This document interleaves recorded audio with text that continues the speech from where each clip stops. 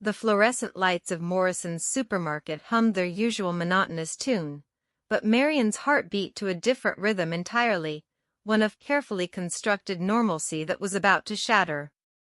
She pushed the shopping cart down aisle 7, her twins flanking her like small satellites orbiting their sun. Matteo clutched a box of chocolate cereal he'd been begging for, while Sophia counted the apples in the produce bag with the serious concentration only a 4-year-old could muster. Marian watched them with that particular blend of love and terror that had become her constant companion these past 4 years. "Mommy, can we get the cookies with the smiley faces?" Matteo's voice carried that sing-song quality of anticipated victory. "We'll see, baby," Marian murmured, but her attention had shifted. The air in the supermarket had changed. It was subtle, like the pressure drop before a storm, but she'd learned to trust her instincts. They'd kept her alive this long. She glanced toward the end of the aisle, and her blood turned to ice water. A man in an expensive black suit stood near the deli counter, speaking in low tones to another man who couldn't have looked more like a bodyguard if he'd worn a sign. But it wasn't them that made Marian's grip tighten on the cart handle until her knuckles went white. It was the third man. The one who'd just turned the corner, his phone pressed to his ear, wearing a crisp white shirt that seemed to glow under the harsh lights.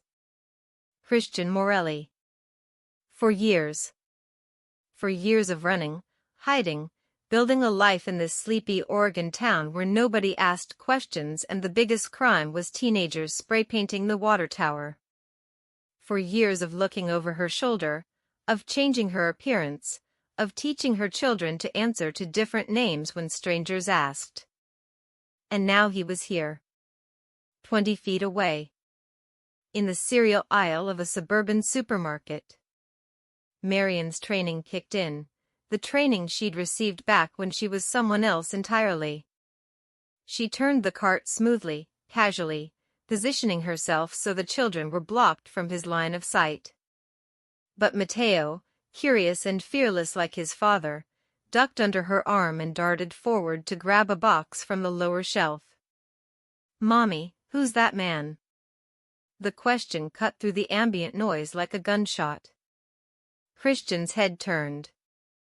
Slowly. Deliberately. His dark eyes, those impossibly dark eyes that haunted her dreams and nightmares in equal measure, swept across the aisle. Past the mother with her screaming toddler. Past the elderly couple debating pasta brands. And landed directly on Matteo. The boy had reached up, stretching on his tiptoes to point at something on the top shelf. His shirt rode up slightly, and the collar shifted to the side, exposing the nape of his small neck. Time stopped. Marian watched in horror as Christian's gaze fixed on that exact spot. On the distinctive crescent-shaped birthmark that sat just below Matteo's hairline, a mark so unique, so specific, that it couldn't be coincidence. She knew what Christian was seeing because she saw it every time she helped Matteo dress, every time she kissed that spot goodnight. The same mark Christian bore on his own neck. The Morelli mark. Passed down through generations like a family seal written in flesh. Christian's expression shifted through a dozen micro-emotions in the span of a heartbeat. Confusion. Recognition. Disbelief. And then something far more dangerous, certainty. His phone slipped from his hand, clattering against the linoleum floor. Their gazes locked across the supermarket aisle, predator and prey, past and present, truth and consequences colliding in the harsh fluorescent light. And Marian knew, with the sick certainty of the condemned, that everything was about to change. What would you do if your past caught up with you in the most ordinary moment? Drop your thoughts below. I read every comment. For 3 heartbeats, the world existed in perfect, terrible stillness. Then Christian moved. Not toward them, that would have been too simple, too expected. Instead, he bent slowly, retrieving his phone from the floor with movements that were almost mechanical. But his eyes never left Matteo. Never wavered from that small, innocent face and the damning mark that branded him as a Morelli. Marian's mind raced through her options with the cold calculation she'd hoped never to use again. The emergency exit was 30 feet behind her. Her car, parked in spot B47, had a full tank of gas and 2 go-bags hidden under the back seat, always prepared, always ready to run. She could grab the children, abandon the cart, and be out the door in under 15 seconds. But Sophia had wandered toward the bakery section, drawn by the smell of fresh bread. "Sophia, come here. Now." Marian's voice held that particular tone mothers use when danger lurks, sweet enough not to frighten, sharp enough to demand obedience. Sophia turned, her dark curls bouncing, confusion crossing her delicate features. She had Marian's face, the high cheekbones, the full lips, the stubborn chin.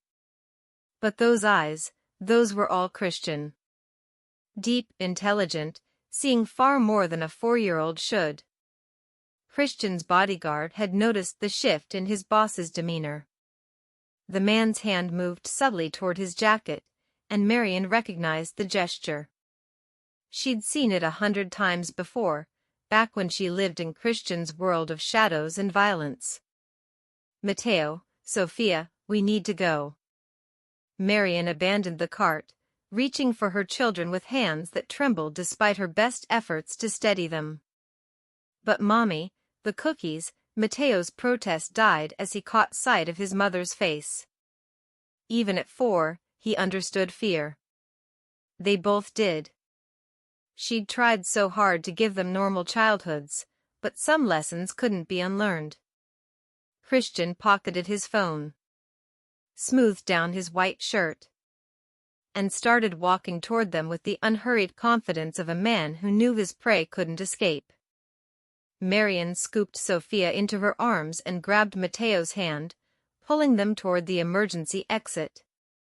But the door burst open before she reached it, revealing 2 more men in dark suits. More of Christian's people. Of course. He never traveled without his wolves. Trapped. Her eyes darted to the main entrance, calculating distances, odds, possibilities. Could she make it? The parking lot was crowded, witnesses, chaos, confusion she could use to her advantage. But Christian's men were already moving to block that exit too. For years of freedom, ending in a supermarket between the cereal and the canned vegetables. "Marian." Christian's voice cut through the ambient noise like a blade, smooth, cultured, dangerous. The same voice that had once whispered promises in the dark, that had told her she was safe, that had lied about who and what he really was.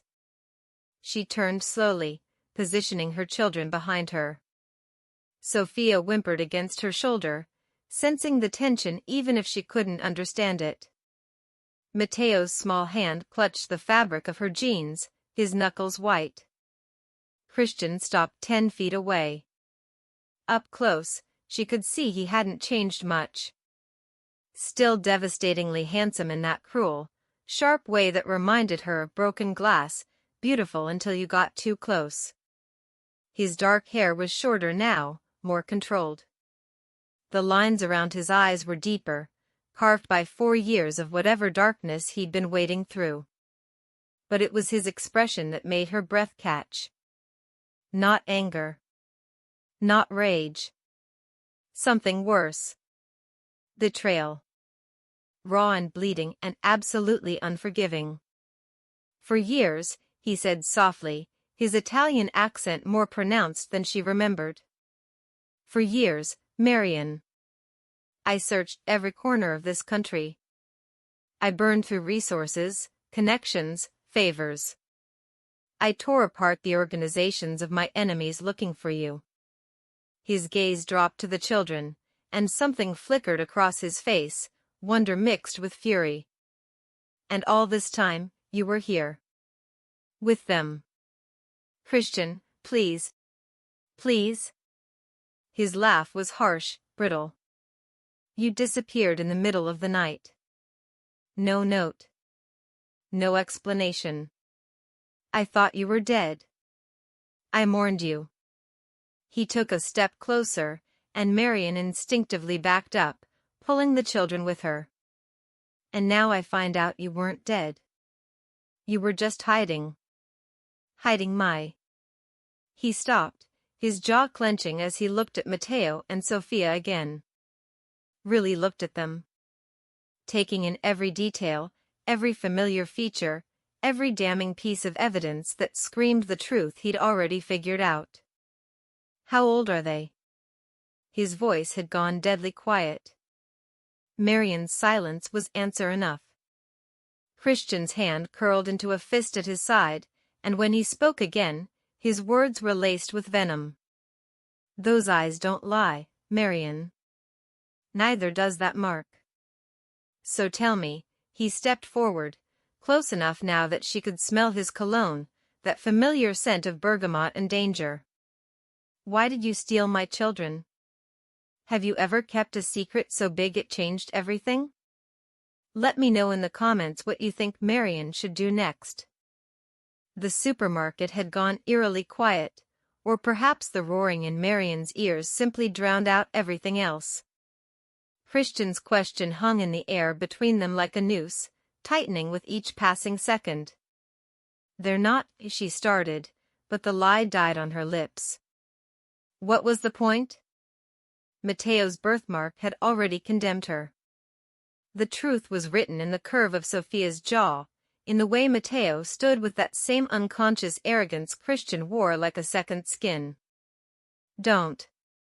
Christian's voice dropped to a whisper that was somehow more terrifying than if he'd shouted. Don't you dare lie to me again. Sofia began to cry, soft hiccuping sobs that broke something inside Marian's chest.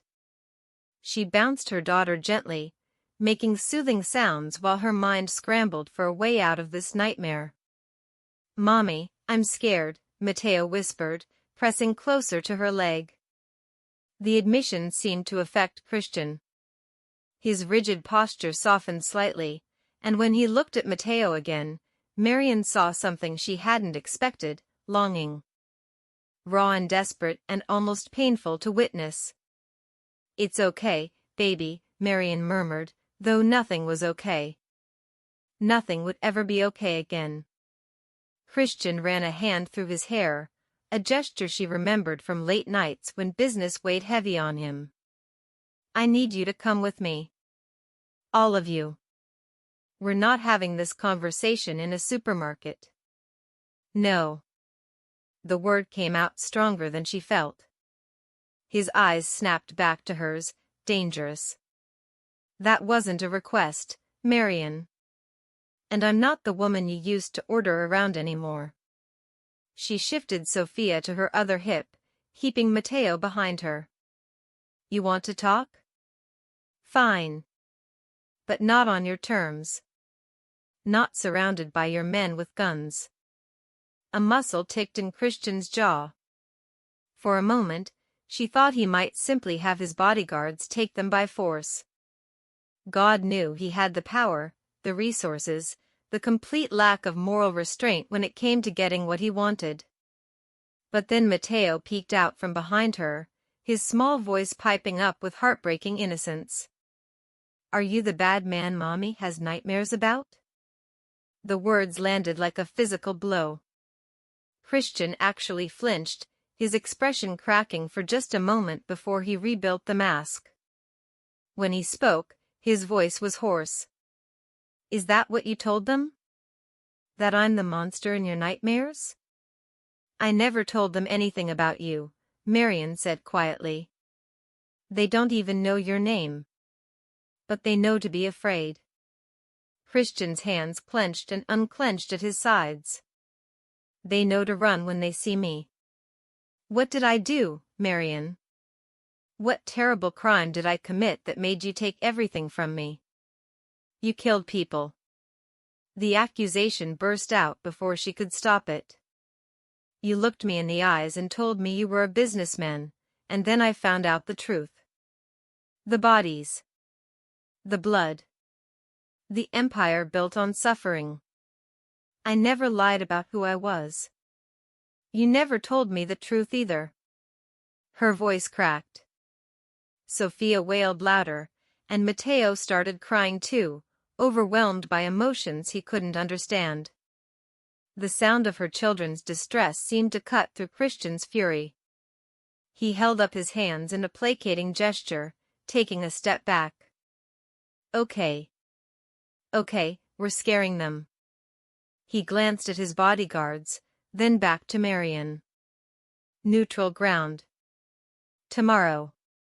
You pick the place. How do I know you won't just take them? Something flashed in his eyes, hurt beneath the anger. Because despite what you think of me, I'm not going to traumatize my own children by ripping them away from their mother in front of dozens of witnesses. He pulled out a card, holding it out. My number. Call me tonight with the location. If you run, his voice hardened. If you disappear again, I will find you. And next time, I won't be so understanding. Marion took the card with shaking fingers, their skin brushing for just a moment. The contact sent electricity shooting up her arm, muscle memory of a time when his touch meant safety instead of danger. Christian looked at the twins one more time, his expression unreadable. Then he turned and walked away, his bodyguards falling into formation around him. But at the exit, he paused and looked back. For years, Marion. For years of not knowing if you were alive or dead. For years of not knowing I had children. His voice carried across the store, cold and final. You'd better have a damn good reason for what you've done. Because the only thing stopping me from taking them right now is the memory of the woman I loved.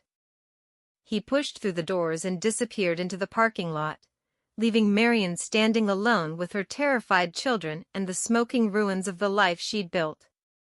Her phone buzzed. A text from an unknown number, 24 hours. Don't waste them. Marion didn't sleep that night. She sat in the darkness of her small living room, watching the twins sleep on the couch where she'd moved them after checking every lock 3 times.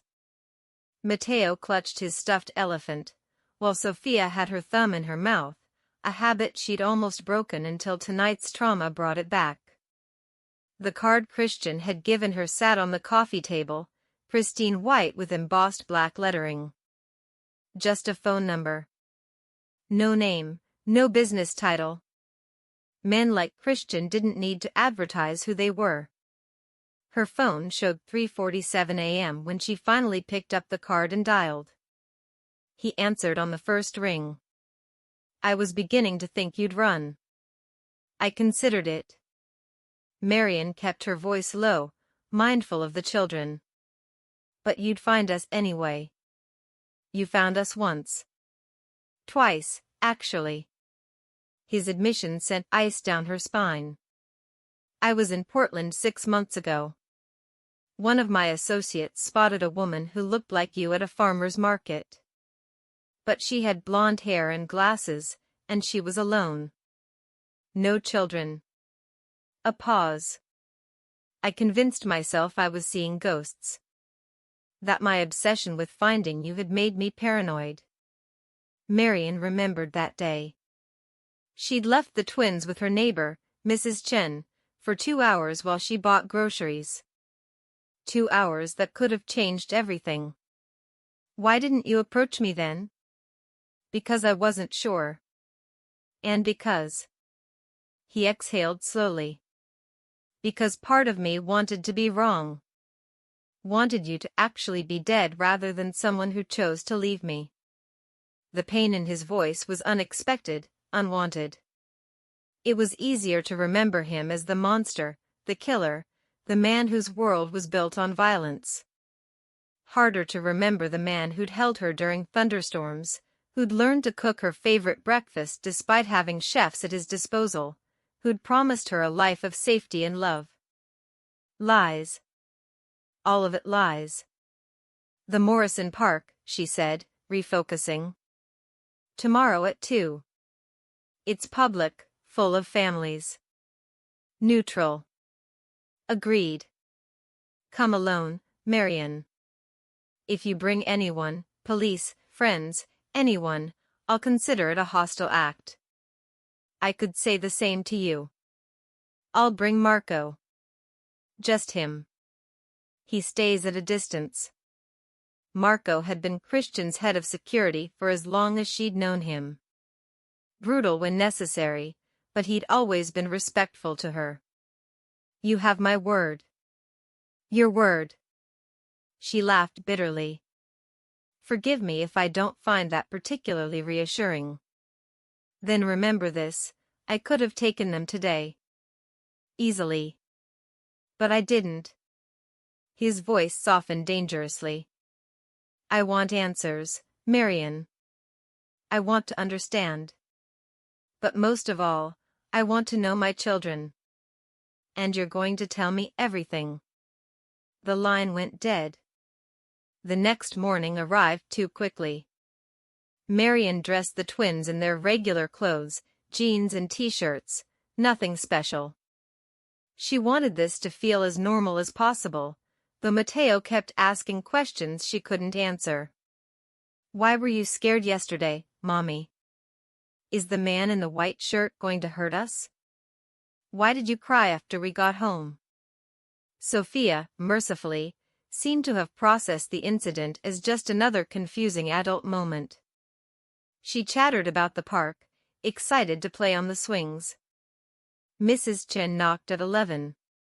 The elderly woman took one look at Marion's face and pulled her into a hug. Whatever trouble has found you, you don't face it alone. You understand?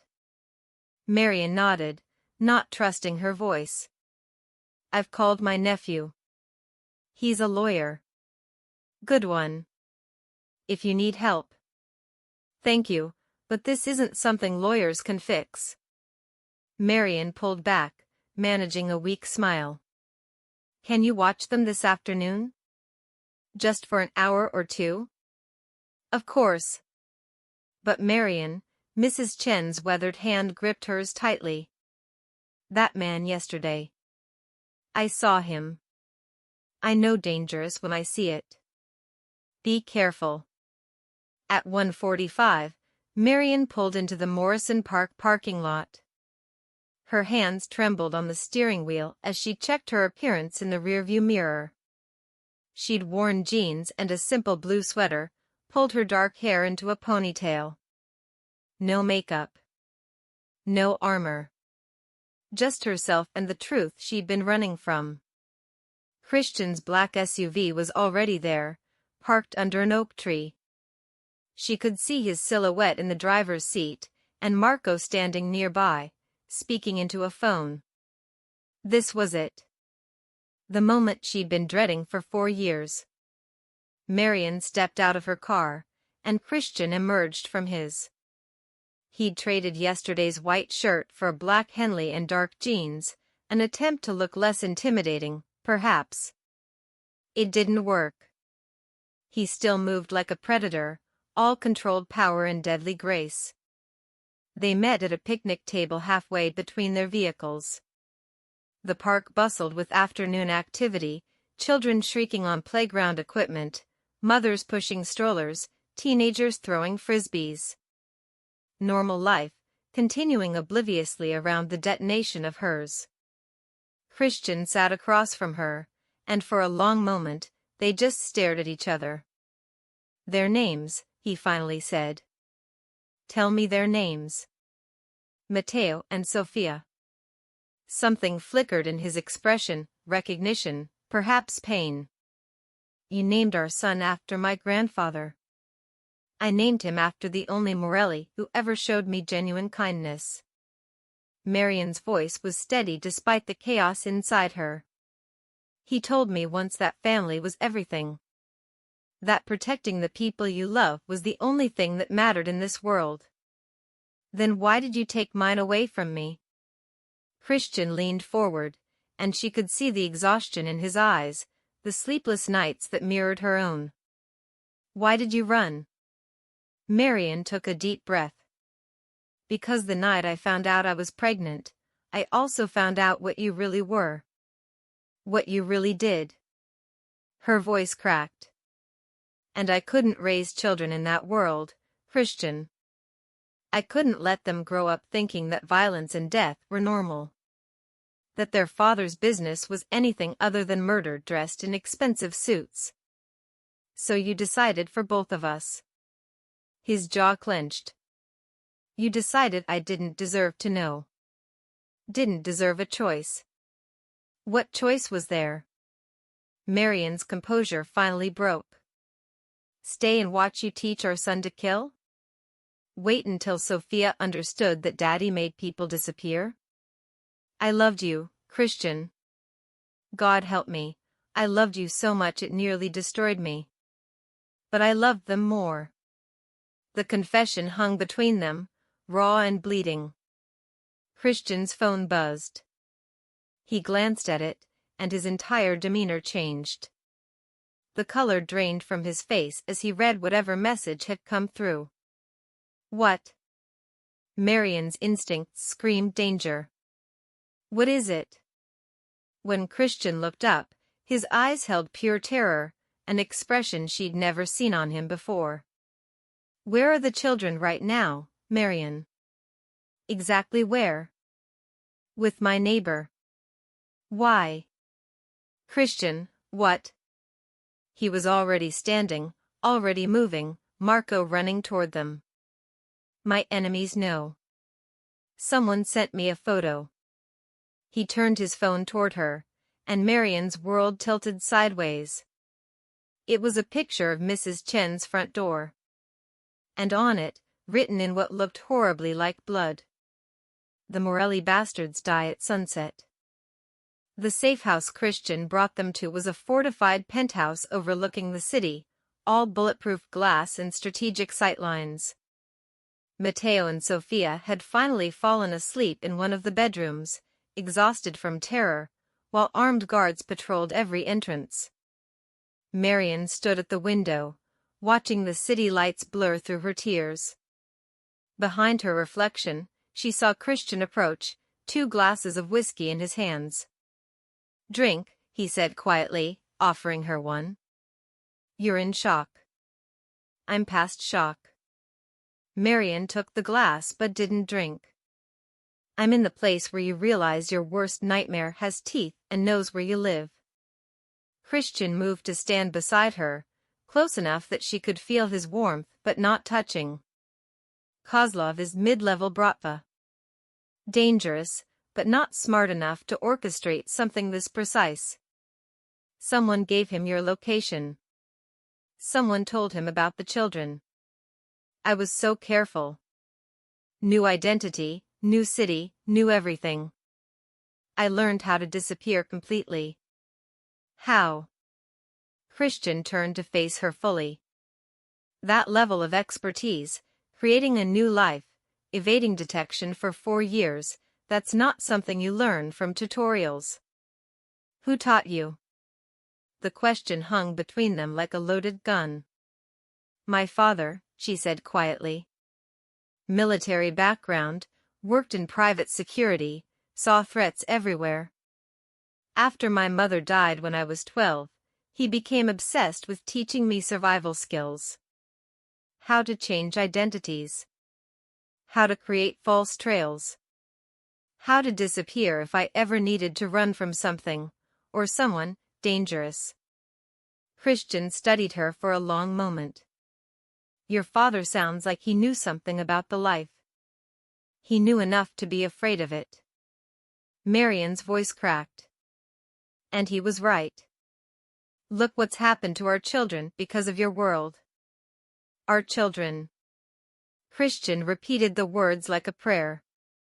His hand lifted, hesitating, then gently cupped her face. For years I've been half a person. For years of wondering if you were alive. And now I find out I lost 4 years with them. With Matteo and Sophia. I'm sorry, she whispered. I thought I was protecting them. Protecting you. From what? From me? Christian's thumb brushed away a tear. What monster did you imagine I'd become? I saw the bodies. The words erupted before she could stop them. That night. The night I found out I was pregnant. I went to your office to surprise you, to tell you the news, and I saw 3 men. Dead. Your men standing over them with guns. Blood everywhere. And you, Christian, arranging for the bodies to disappear like it was just another business transaction. Christian's hand dropped. I eliminated a threat to hundreds of innocent people under our protection. Yes, I gave the order. That's what leadership means in my world. And what happens when our children are old enough to understand that? Marian's voice rose. I didn't want them growing up in a world where death is a business transaction. So instead they grew up without a father. Christian's composure finally cracked. You made that choice for all of us. Marco's voice broke the tension. Boss, we have a problem. Christian turned sharply. What now? Kozlov's body was found an hour ago. Dumped in the river with his throat cut. Marco's expression was grim. The kill signature is Volkov family work. The name hit the room like a grenade. Christian went very still. Dmitry Volkov? His people just sent a message. They want to meet. Tomorrow. They say, Marco glanced at Marian uncomfortably. They say they're calling in an old debt. What debt? Marian asked, ice forming in her stomach. Marco pulled out his phone, showing a message. They sent this. The girl promised to our family has returned. With interest. We expect full compensation for the broken arrangement. Marian's knees gave out. Christian caught her before she hit the floor, but she couldn't feel his arms. Couldn't feel anything except the past she'd tried so desperately to bury rising up to destroy everything. Marian. Christian's voice seemed far away. What arrangement? She couldn't answer. Couldn't breathe. Because 24 years ago, when she was just a baby, her father had made a deal with the Volkov family. Protection in exchange for a promise that when his daughter came of age, she would marry Dmitry Volkov's son, Alexei. Her father had died when she was 17, taking the arrangement with him to his grave. Or so she'd thought. She'd spent 2 years in hiding, running from the Volkovs when she'd learned about the arrangement, when Alexei had come to claim her on her 18th birthday. She'd disappeared, changed her name, built a new life.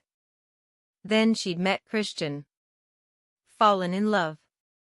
Let herself believe she was finally free. Marian, talk to me. Christian's hands framed her face. What arrangement? My father, her voice came out strangled. Before he died, he made a promise to the Volkov family.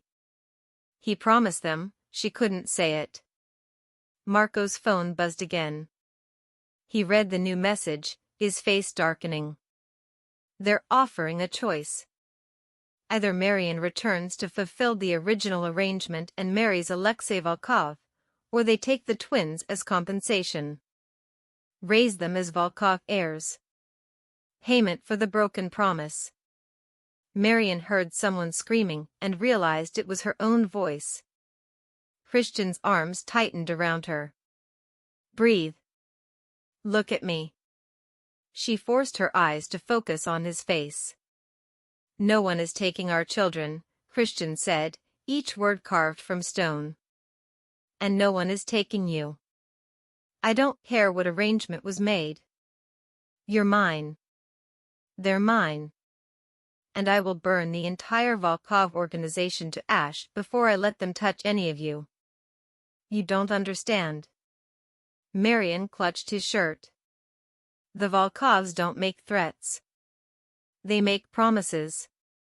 If we refuse, they'll kill everyone and still take the children. Then we negotiate. Christian's eyes held a dangerous gleam. There's nothing to negotiate. They want me or the twins. Then we give them something else they want more. Christian looked at Marco. Set up the meeting. Tomorrow. Tell them I'm prepared to discuss terms. After Marco left, Marian pulled back. What are you planning? I'm planning to remind the Volkov family why the Morellis have held power for 3 generations. Christian's smile was cold enough to freeze blood. They're about to learn exactly how ruthless I can be when someone threatens what's mine. Through the penthouse walls, Marian heard Sophia crying out in her sleep. What if we can't win? Marian whispered. Christian's kiss was fierce, desperate, promising. Then we make sure that if we go down, we take everyone with us. What would you sacrifice to save your children from your past? Drop your thoughts below, because this story is about to get even darker. The meeting was set for noon at a neutral location, an abandoned factory on the outskirts of the city that had once processed steel and now processed only ghosts and bad decisions. Christian insisted Marian stay at the penthouse with the children, but she refused. They want me, she said, strapping on the bulletproof vest Marco had provided. If I don't show, they'll see it as further insult. Another broken promise. You're not going in there unarmed. Christian handed her a compact pistol. Do you know how to use this? Marian's hands moved with practiced efficiency, checking the magazine, the chamber, the safety. Her father's training, encoded into muscle memory. Yes. Christian's eyes narrowed slightly at her competence, but he said nothing. The factory loomed gray and dead against the overcast sky. Christian's convoy pulled up to find the Volkovs already waiting, 6 black SUVs arranged in a perfect semicircle, armed men positioned at every strategic point. And in the center, standing beside a pristine Mercedes, was Alexei Volkov. Marian's breath caught. He'd changed in 6 years, harder, colder, more dangerous. His blonde hair was cropped short, military style, and his ice-blue eyes tracked her movement with predatory focus. He wore an expensive gray suit that did nothing to hide the violence coiled beneath. Marian. Her name in his mouth sounded like ownership. You look well. Motherhood suits you. Christian's hand found the small of Marian's back, possessive and protective. Let's skip the pleasantries. You called this meeting. State your terms. Terms? Alexei's smile didn't reach his eyes. There are no terms. There is an agreement made 24 years ago. An agreement your woman's father swore on his life to honor. Her father is dead, Christian said flatly. Which makes the debt pass to his daughter. An older man emerged from the Mercedes, Dmitry Volkov himself, gray-haired and granite-faced, carrying authority like a weapon. In our culture, promises are not suggestions. They are sacred. Your woman was promised to my son. She will fulfill that promise. I'm not a piece of property, Marian said, her voice steady despite her thundering heart. And I'm not yours to claim. Your father took our protection. Our money. Our resources to keep you safe when your mother died. Dimitri's voice was conversational, which somehow made it more terrifying. For 12 years, we invested in you. Educated you. Kept you alive. All with the understanding that you would unite our families. I was a child. I didn't agree to anything. Your father agreed. His word is your word. Dmitri pulled out a folder, tossing it at Christian's feet. Here. The original contract, signed and witnessed. Legal in the eyes of our world, if not yours. Christian didn't bend to pick it up. I don't care what piece of paper you have.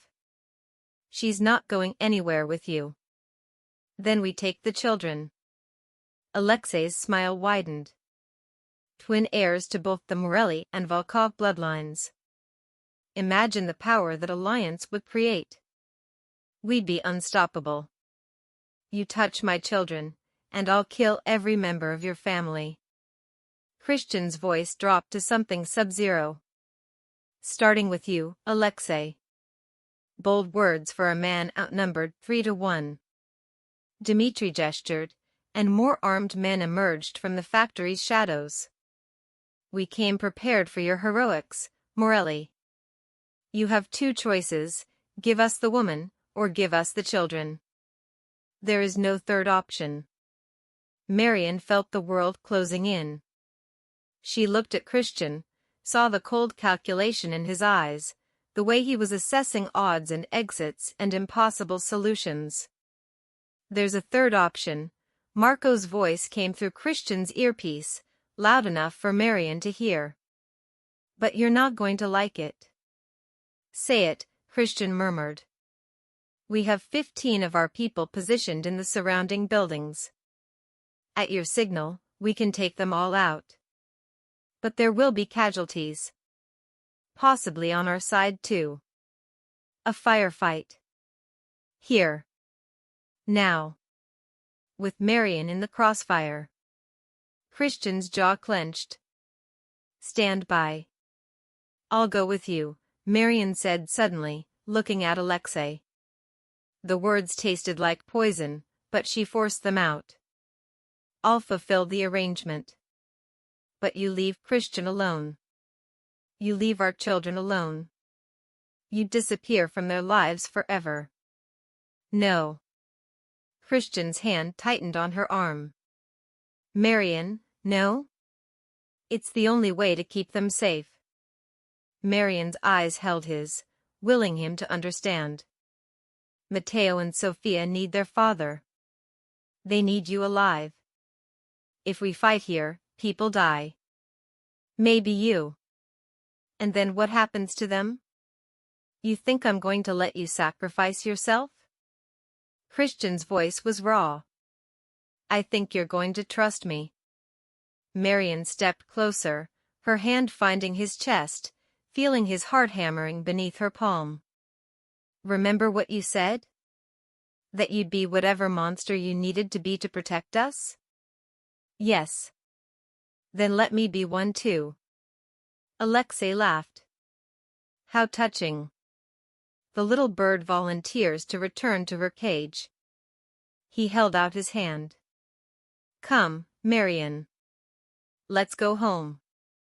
Marion took a step toward him. Christian's hand shot out, stopping her. Wait. Christian. No. There's something wrong. They're too confident. Christian's eyes scanned the factory, the vehicles, the armed men. They knew we'd bring force. Knew we'd fight. But they're not worried. Why? Dimitri's smile confirmed Christian's suspicions. Because while we've been talking, my men have been busy. Your penthouse, the one where you thought your children were safe? We're inside it. Right now. Christian's phone buzzed. A video message appeared, live feed from the penthouse. Armed men in tactical gear, surrounding the bedroom where Matteo and Sofia slept. Mrs. Chen unconscious on the floor. Christian's guards dead or subdued. And standing over the children's bed, a gun pointed at their small, sleeping heads, was a man whose face Marion recognized from Christian's files. Yuri Volkov. Dimitri's brother. The family's enforcer. You have 30 seconds to decide, Dimitri said calmly. Marion comes with us now, voluntarily, or my brother puts bullets in both children. We'll still take Marion afterward, but you'll have nothing left to fight for. The world fractured into before and after. Marian looked at Christian and saw her own helplessness reflected in his eyes. All his power, all his resources, all his ruthlessness, none of it mattered. The Volkovs had checkmated them perfectly. "I'll go," Marian whispered. "Christian, I'll go. Just tell them to leave the children alone." Christian's face was carved from agony. "Marian. Please." Her voice broke. "Please. Save them. That's all that matters." She watched Christian die inside, watched the moment he accepted the impossible choice. His hand released hers slowly, fingers trailing against her skin like a goodbye. "Let the children go," Christian said, his voice hollow. "She's yours." Alexei's hand closed around Marian's wrist like a shackle. "Wise choice, Morelli. Don't worry, I'll take excellent care of what you couldn't keep." As Alexei pulled her toward the Mercedes, Marian looked back once. Christian stood frozen, his face a mask of devastation and rage. She mouthed 3 words, "Trust me. Please." Then the car door closed, and she was gone. The Volkov compound was a fortress disguised as an estate, 30 acres of manicured grounds surrounded by walls, cameras, and men with guns who understood that beauty was just another kind of cage. Marian sat in a bedroom that was more luxury prison than sanctuary, staring at the wedding dress hanging on the door. White silk. Imported lace. A mockery of everything a wedding should be. 3 days. That's how long she'd been here. 3 days of Alexei's cold courtesy, Dmitri's satisfied supervision, and the crushing knowledge that Christian and the children were alive only because she'd surrendered. The door opened without knocking. Alexei entered, carrying a tablet. "I thought you'd want to see this," he said, almost gently. "Proof that we've kept our word." The screen showed surveillance footage, Christian's penthouse, the children playing in the living room with new toys, Christian watching them with hollow eyes. Alive. Safe. Destroyed. "The wedding is tomorrow," Alexei continued. "My father has invited everyone who matters. It will be quite the spectacle." The prodigal bride finally returned. He sat beside her on the bed, too close. "I'm not a cruel man, Marian. I don't expect you to love me. But I do expect you to honor your father's promise. To give me heirs. To stand beside me as we build an empire. And if I refuse? If I run again? Then Christian Morelli receives pieces of his children in the mail." Alexei's voice remained pleasant, conversational. "Starting with fingers. Then toes. Then, well, you understand. My father is old-fashioned about broken promises." Marian's hands clenched in her lap. "You're a monster."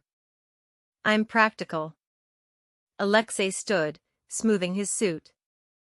"Get some rest. Tomorrow is a big day." When he left, Marian moved to the window. The grounds were beautiful in the fading light, and utterly inescapable. Guards patrolled in overlapping patterns. Cameras covered every angle. Even if she could somehow get past the security, where would she go? The moment she ran, the Volkovs would make good on their threat. A soft knock interrupted her despair. A maid entered, young, nervous, carrying fresh towels. "Excuse me, miss," the girl whispered in accented English.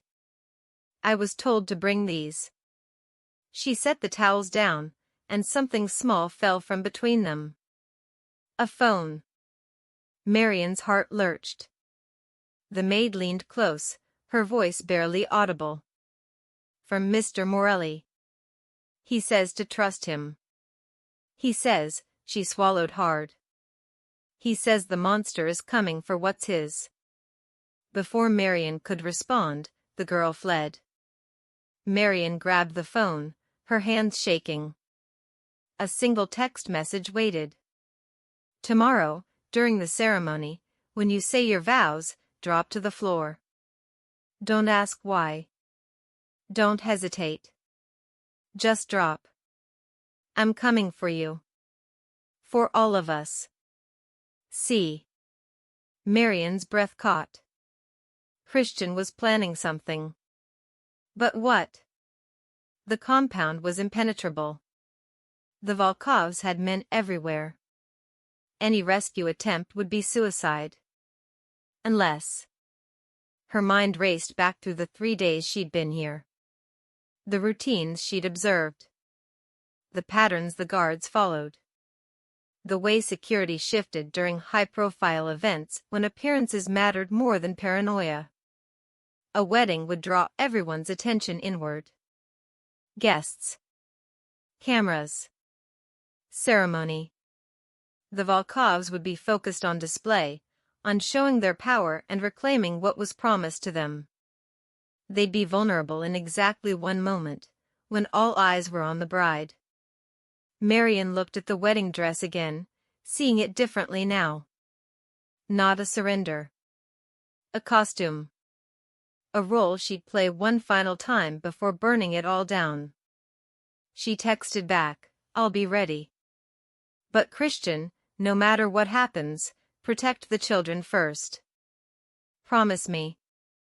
The response came immediately, "I promise. But you're wrong about one thing. I'm protecting all of you. No one gets left behind. Not this time." The wedding dawned clear and cold. Marion stood in front of the mirror as stylists fussed over her hair, her makeup, transforming her into the perfect bride. She looked like a stranger. Felt like a weapon waiting to be deployed. Alexei appeared in the doorway, elegant in a black tuxedo. "You look beautiful," he said, and almost sounded like he meant it. "My father is pleased. The guests are assembled. Are you ready?" "Yes." The lie came easily now. They walked through the compound's grand hallways toward the gardens where the ceremony would take place. 300 guests filled white chairs arranged in perfect rows. Dmitri stood at the altar with the priest, his face carved from satisfaction. And somewhere beyond the walls, Christian was coming. Marion took her place beside Alexei, the priest beginning the ceremony in Russian. She understood enough to follow along, enough to know when her moment would come. The priest spoke. Alexei responded. Then it was her turn. "Do you, Marion, take?" She never heard the rest. Because at that exact moment, every light in the compound died. The entire estate plunged into darkness. Emergency systems should have kicked in immediately. They didn't. Someone had killed the backup generators too. Chaos erupted. Guests screamed. Guards shouted orders. And in the darkness, Marion dropped to the ground exactly as Christian had instructed. Gunfire exploded from 3 directions at once, not random, but surgical, precise. Christian's people, positioned during the blackout, taking out guards with suppressed weapons. Alexei's hand grabbed for her in the darkness, but Marion rolled away, her father's training taking over. She heard him cursing, heard Dmitri shouting orders, heard the wedding dissolving into a battlefield. Then a hand found hers in the darkness. Large.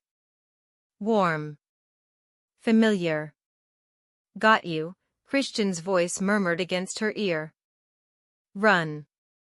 Now." They ran through the darkness, Christian navigating with night vision equipment she couldn't see but could feel in the confidence of his movements. Behind them, the compound erupted into full warfare, the Morellis versus the Volkovs, no rules, no mercy. They reached a section of wall where Marco waited with rope and equipment. 30 seconds before their backup power kicks in, Marco said urgently. Move. Christian practically threw Marion over the wall, following immediately after.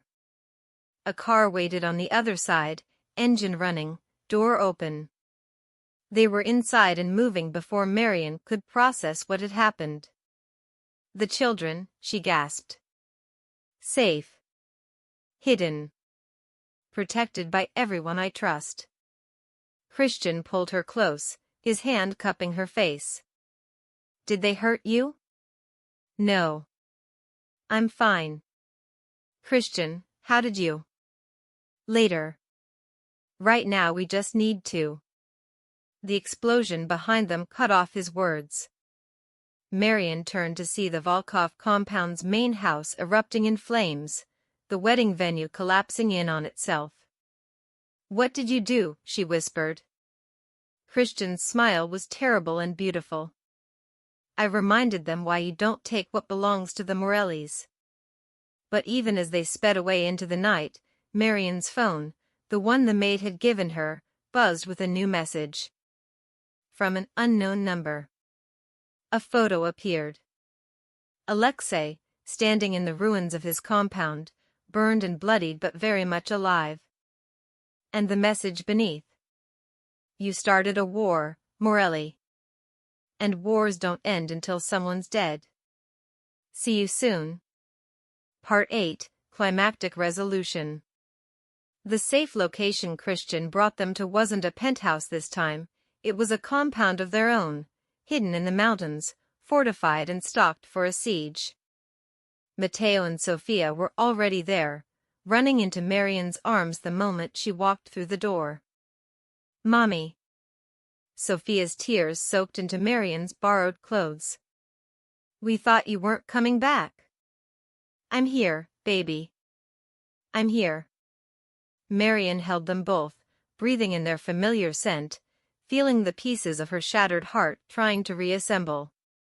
Christian stood back, giving them space, but his eyes never left his family. When the children finally released Marion, Matteo turned to him. You saved Mommy, the boy said solemnly. Like you promised. I'll always save your mother, Christian said, kneeling to his son's level. And I'll always protect both of you. That's what fathers do.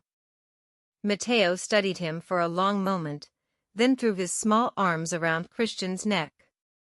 The embrace nearly broke Christian's composure entirely. Later, after the children were asleep, Christian and Marion stood in the compound's war room with Marco and a dozen of Christian's most trusted men. The Volkovs lost 23 men in the raid, Marco reported. Including Yuri, Dmitri's brother. But Dmitri and Alexei survived. They've put out a contract on all of you. 10 million euros. Every assassin and mercenary in Europe is going to be hunting you. Let them come, Christian said coldly. We're done running. Christian, we can't fight the entire Bratva, Marion protested. They have resources, connections. So do I. Christian pulled up files on the large screen. For 3 days, while you were in that compound, I wasn't just planning a rescue. I was building a case. Evidence. Documentation. Everything the Volkovs have done, the trafficking, the money laundering, the murders. He looked at Marion. Including proof that your father's arrangement with them was made under duress. That they threatened to kill you and your mother if he didn't agree. Marion's breath caught. What? Your father didn't sell you, Marion. He was trying to save you. Christian's voice softened. I found his journals, his communications. The Volkovs had your mother killed when you were 12 because she tried to break the arrangement. Your father taught you to disappear because he knew eventually they'd come for you. The revelation hit like a physical blow.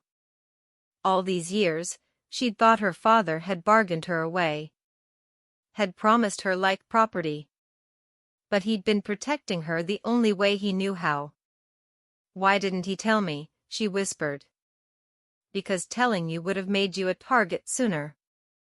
Christian pulled her close. "He died trying to erase all records of the arrangement. The Volkovs killed him before he could finish." Marco cleared his throat. "Boss, the evidence package is ready. If we release it, we release it to everyone. Interpol, FBI, every law enforcement agency that's been trying to build a case against the Volkovs for decades." Christian's expression was granite. "And we send copies to every other Bratva family. Show them that the Volkovs' word means nothing. That their sacred promises are built on lies and murder."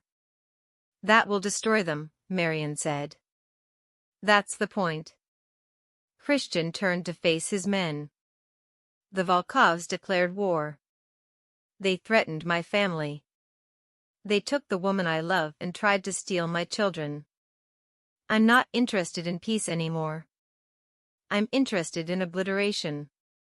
Over the next 48 hours, Christian's plan unfolded with brutal efficiency. The evidence packages went out simultaneously to law enforcement agencies across 3 continents. Within hours, warrants were issued. Assets were frozen. And in the criminal underworld, the Volkov name became synonymous with dishonor. Other Bratva families, seeing the truth about the arrangements the Volkovs had forced through violence rather than honor, turned on them. Ancient alliances crumbled. Territory was seized. The empire Dmitri had built over decades collapsed in days. The final message came on the 3rd day. A video file from an unknown source. It showed Dmitri Volkov, bound to a chair in a bare room, surrounded by men whose faces were hidden. One of them spoke in Russian. "You claimed honor. You claimed tradition. You built your power on forced promises and murdered families.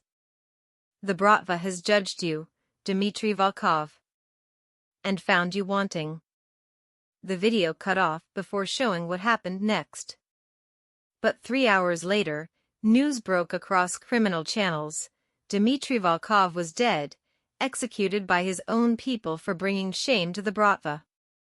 Alexei disappeared that same night, fled to somewhere beyond reach, his power gone, his father dead, his family name ruined. Marion stood on the compound's balcony, watching the sunrise, when Christian joined her. "It's over," he said quietly. "The contracts are cancelled. The Volkovs are finished. You're free." "We're free," Marion corrected. She turned to face him.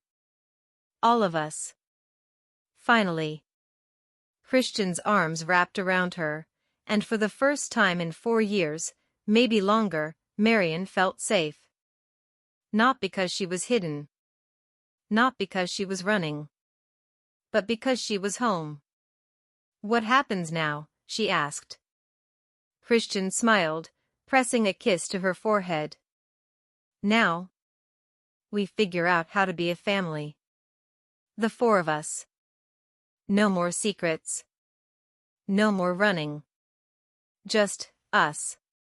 From inside, they heard Matteo and Sophia's laughter, the sound of children who were finally, truly safe. "I like the sound of that," Marion whispered. "So do I." Christian's hand found hers, their fingers intertwining. "So do I." 6 weeks of peace felt like a dream Marion was afraid to wake from.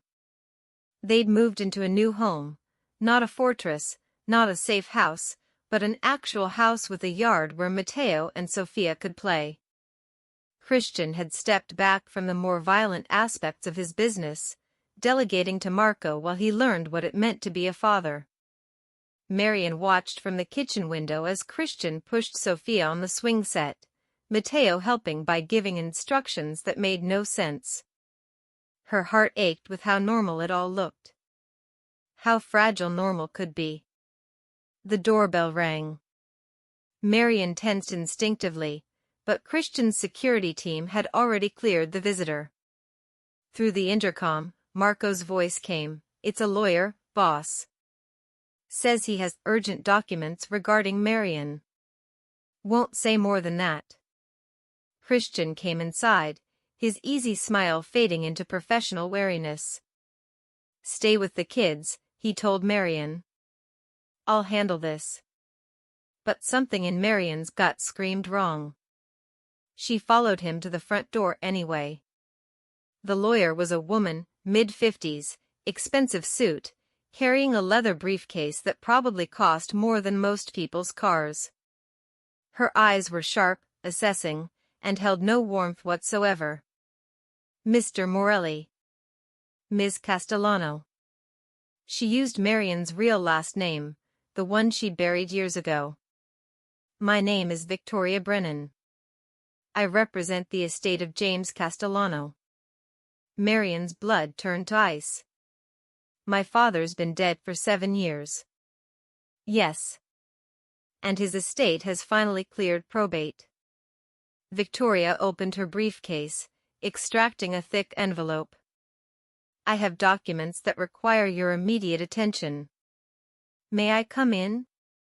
Something about this felt orchestrated, but Christian stepped aside. They moved to the living room, Marian's hands trembling as Victoria laid out papers across the coffee table. "Your father left very specific instructions," Victoria began. "To be delivered only if certain conditions were met. First, that you survived to age 25. Second, that you had children. And third," she looked at Christian meaningfully, "that you were in a relationship with a member of the Morelli family." "That's impossible," Marian breathed. "My father died before I even met Christian." "Did he?" Victoria's smile was thin. "Or did he die exactly when and how he planned to?" She pulled out a photograph, recent, dated 3 months ago. It showed a man in his 60s, gray-haired, standing on a beach somewhere tropical. His face was older, weathered, but unmistakable. James Castellano. Marian's father. Alive? No. Marian's voice cracked. "I went to his funeral. I saw his body." "You saw a body," Victoria corrected. "Your father was very thorough. He knew the Volkovs would eventually come for you, knew he couldn't protect you from them directly. So he created an elaborate plan. He faked his death. He left you clues, training, skills, everything you needed to survive." "Why?" Christian's voice was dangerous. "Why not just take her and disappear together?" "Because the Volkovs would have hunted them both." "But a dead man's daughter?" "She was just an orphan. Tragic, but not worth the resources to track indefinitely." Victoria pulled out another document. "Your father spent 7 years building a case against the Volkovs, gathering evidence, making connections. Everything Christian used to destroy them? That came from your father's network." Marian's world tilted.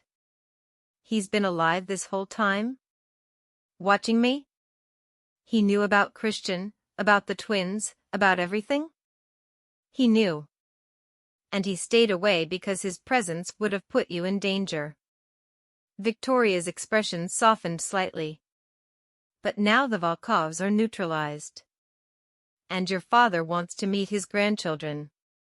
She pulled out a final photograph. This one showed James Castellano standing with someone else. A woman. Elegant, powerful, unmistakably dangerous.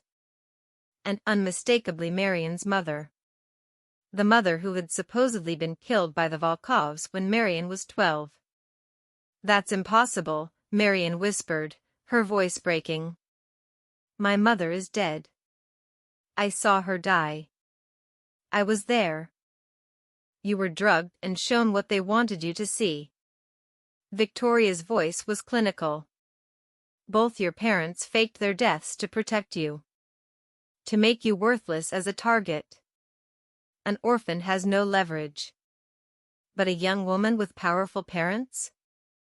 You would have been a pawn forever. Christian's hand found Marian's, gripping tight. Where are they now? That's what I'm here to discuss. Victoria stood, smoothing her suit. They want to meet. Tomorrow. Neutral ground.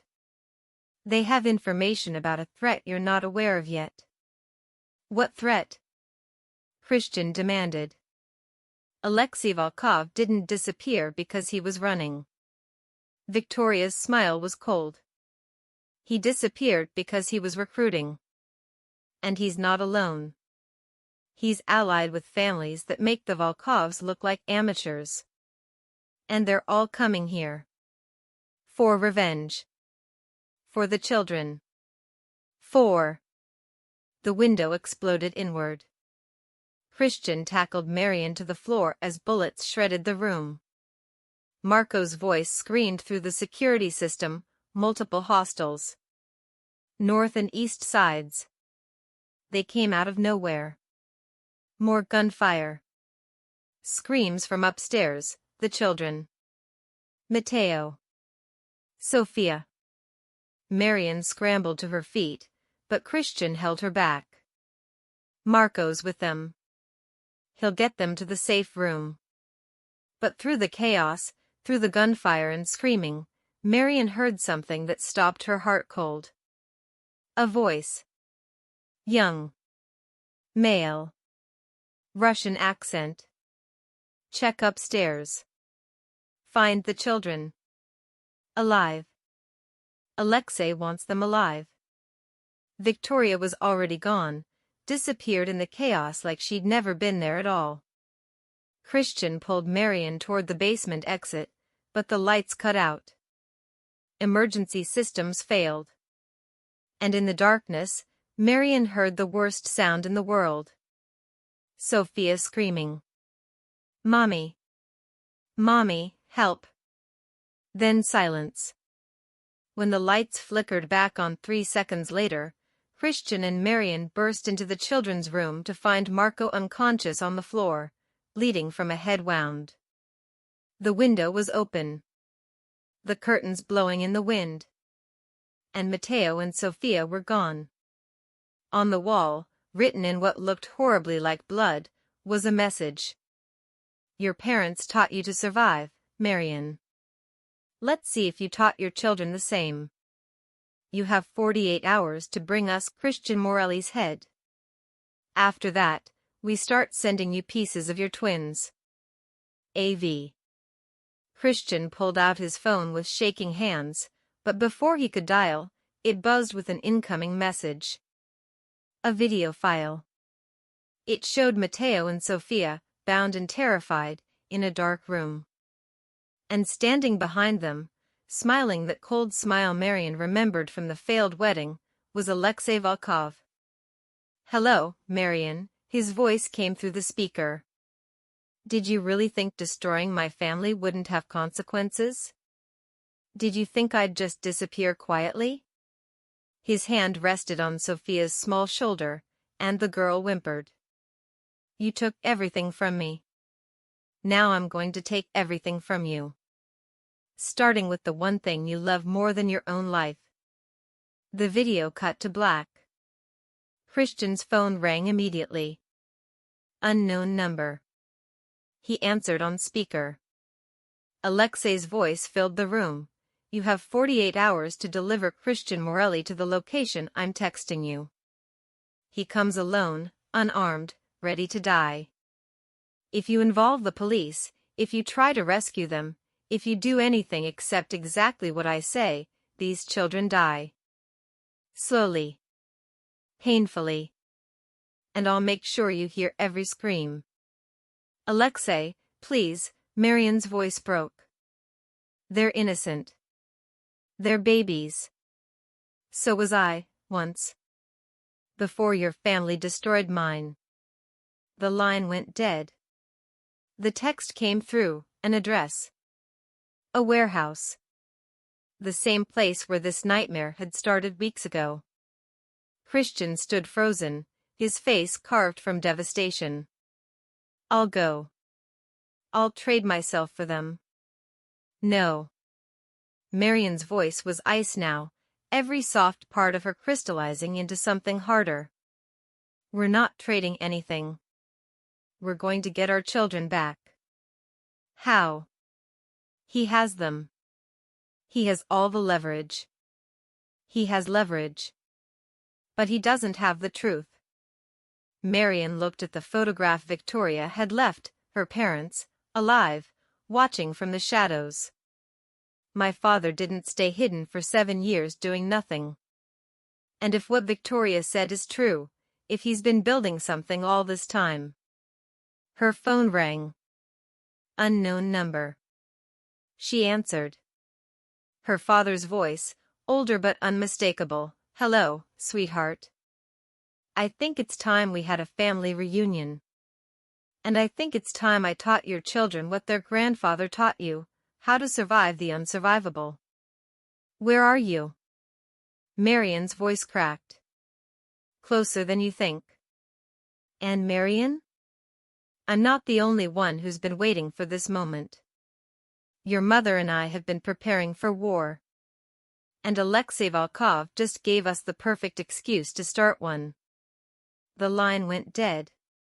Marion looked at Christian, and in her eyes he saw something that terrified and awed him in equal measure, her father's ruthlessness, her mother's cunning, and a mother's absolute willingness to burn the world down to save her children. What do we do? Christian asked. Marion's smile was her father's smile. Cold. Calculating. Deadly. We end this. Once and for all. No matter what it costs. Who will survive the final confrontation? Will Marion's parents help or make things worse? Drop your predictions below, because nothing is as it seems, and this war has only just begun. Don't miss the explosive conclusion coming soon. Hit that subscribe button and tell us in the comments, would you trust parents who faked their deaths?